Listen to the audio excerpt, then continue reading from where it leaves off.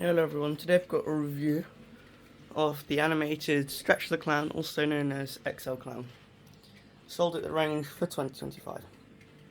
I have obviously taken off two poles because otherwise he wouldn't fit in this room.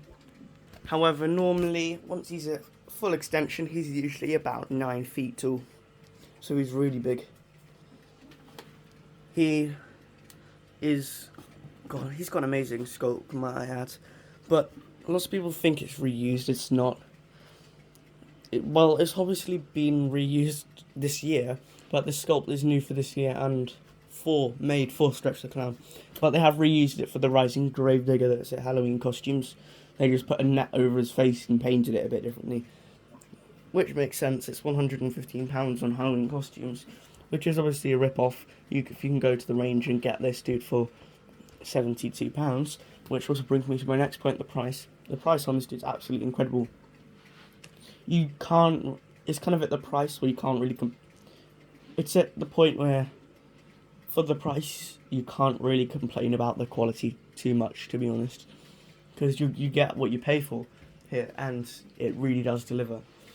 Obviously, it's an alternative rising prop. You can get the Rise Up Reaper that's sold at Costco this year. He goes from about, I want to say 5.5 feet, maybe up to 7. This guy goes from 7 feet to 9 feet, so he grows probably the furthest out of those two. Well, at least grows to the furthest height, but he does rise quite slow, and also his mechanism is a lot more flimsy. Now, with this guy, he has 2 metal struts either side of the rack and pinion, which give him support and obviously make him last a lot longer. This guy has a plastic rack and pinion with a small metal backing. It's just one, which I suppose kind of makes sense. He has T-Rex hands, which is really, really annoying. Even though bigger hand sculpts than this exist, like the ones they use for the Pumpkin Clown or the Haunted Lady, would probably fit him a bit better than those. But someone made a good point that it's sort of like a freak show act, isn't it? So it might make sense. But then, if that was the case, then surely you'd scale down the head. Oh, I don't know. His base is thin.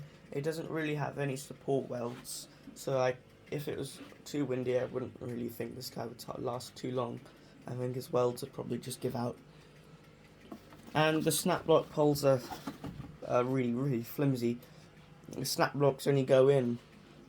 Half the snap blocks on mine are defective, and the snap blocks over here, they don't even work properly. They're facing the wrong direction, which means that over here he's not even snap blocked in. As I saw in my video, in the stores, he was completely collapsed. His head was leaning over. The mechanism itself was fine. The mechanism wasn't struggling to lift up his broken thing, but the way it's held on is with a ring here and a ring here, and the back ring just tears through the little plastic shell that gives him his form, and it's also holding him in place, and he does just break. He comes with a try me button, but it really isn't long enough. You have to reach up his shirt to go and get it. He does have an IPA 44 waterproof box or control box, but the mechanism itself isn't waterproof. So that means, at least from my perspective, I'd think that you could put him outside in some rain and he'd be fine. Because if you actually think about it, the mechanism is going to be fine. Like, the worst that can happen is the actual motor itself gets water in like the main shaft, and it corrodes it, and then it won't spin properly. Which, even if that does happen, it's a cheap motor, it's quite replaceable, and also it's nicely tucked away inside the mechanism in the first place behind a small little cap, so I doubt that will ever even happen in the first place, which is good.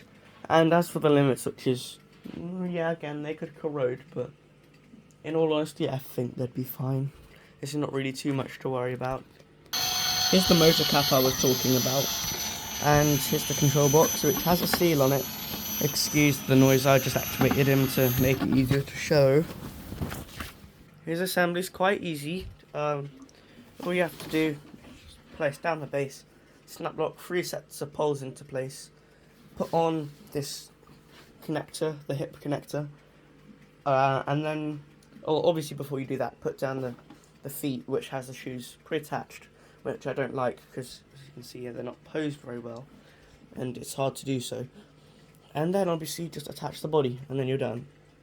He is very poseable, which kind of concerns me for a profile this size. You would have thought it would be more robust and built better than that, but it's £72. Coming back to that point.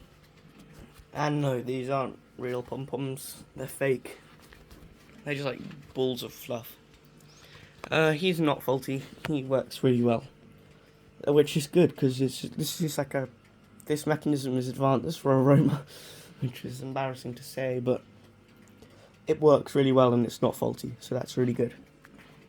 However, when I was running outside though, I put him in I weighted down the base and did some stress testing on him. So it was really windy, and obviously that little flimsy pole that rises up, it's not too flimsy, but it was bending all over the place. So I wonder if you might have to build extra support for him, if you're going to have him on the roof or something where he's going to be pushed around even more than he is on the floor. He has new sayings that have never been heard before.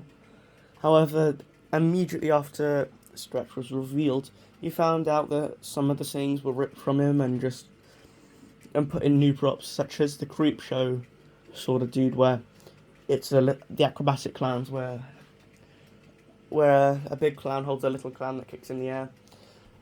He has the saying, welcome to the greatest Halloween show on earth. But I think the sayings are meant for him, because he does have things like, oh no, I'm growing taller, which means he's actually acknowledging his animation, which is something you never see on props like this from Aroma. At least with this mech, it's more good quality than the SVI string rising mechs that they made, which were really flimsy. Anyway, I think that's enough talking. Let's go to the demo. Yeah, he does have a sound sensor.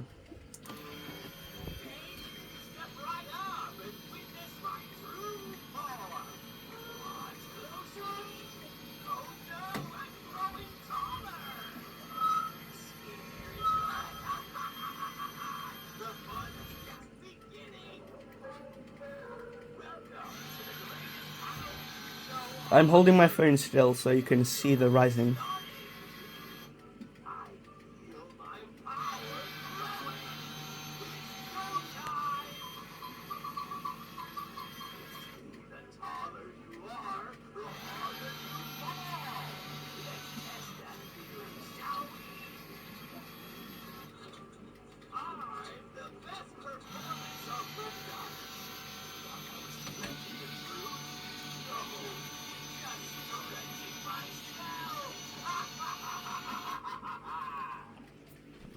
Yeah, so that's the demo. I'll do another one in a minute, but I'd just like to add some things.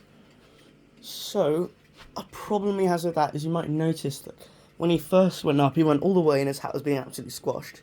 He hit the limit switch then, but then he goes down and goes back up again, and he only goes up for a little bit. He doesn't manage to hit it, and so he basically has this thing where he's going up. Say this is my hand is rising. It starts here, goes up, hits the top like that, goes down a bit, and then it doesn't hit the limit switch at the very top, and it goes only to there, and then that cycle repeats until it's not very high at all, which you only notice inside, but it's still really annoying. It could be something to do with my batteries. They could be low, but because they are rechargeable, so issues like that are prevalent. But yeah, whatever. Let's do them again. It has a really long activation. It's like a minute long, which I'm not complaining. It's not one that needs to be reset. It's just one that can constantly go, especially because he rises and goes back down, then goes up again.